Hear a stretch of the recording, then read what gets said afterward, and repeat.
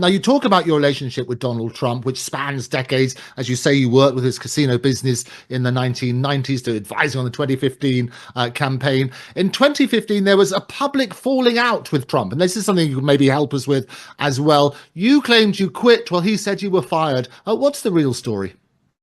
Well, I did quit. You can prove this because I shared my resignation letter with a New York Times reporter the night before, and also with a Miami Herald reporter. I resigned because I had a book coming out on Bill and Hillary Clinton, the Clintons' war on women. I did not want the book attributed to the campaign. It was all mine, although everything in it is very thoroughly documented. The president insisted that I was fired. I guess he thought that I was going to leave the campaign and attack him. And instead, I left the campaign and I waged kind of a one-man campaign to talk about the Trump I know and why he should be president. He would later praise me for my loyalty. And I do think the information I produced in my book gave a fuller picture of who Hillary Clinton and her husband really were. So I remain on excellent terms with the president. It's not a secret that I was targeted in the Mueller investigation.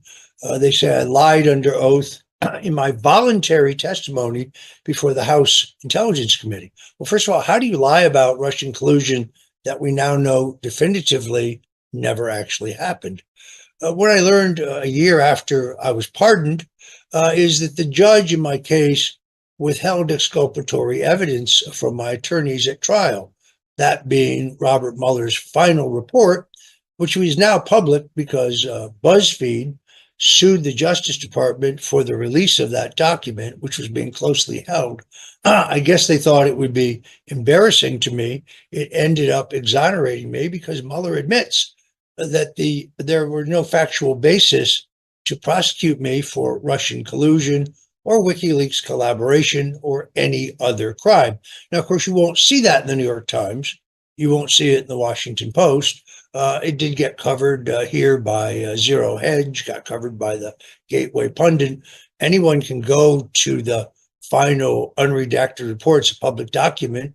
It's on page 178 through 179. It basically admits that they could find none of the crimes that they initially accused me of, which were treason, conspiracy against the government, counterfeiting, money laundering, unauthorized access to a government computer, mail fraud, wire fraud, aiding and abetting. Of course, I wasn't charged with any of those things. Now, to violate the False Statements Act, your statement must not only be willfully false, but it has to be material, meaning it has to cover some underlying crime. There was no underlying crime. The real reason that I was charged was to pressure me into testifying against Trump falsely. I already taken 3 lie detector tests, 3 polygraph tests conducted by the same people who do it for the FBI and the Florida Department of Law Enforcement. So what they wanted me to admit to was a lie, and I refused to do that, which is why all of the Mueller prosecutions at this point have largely been discredited.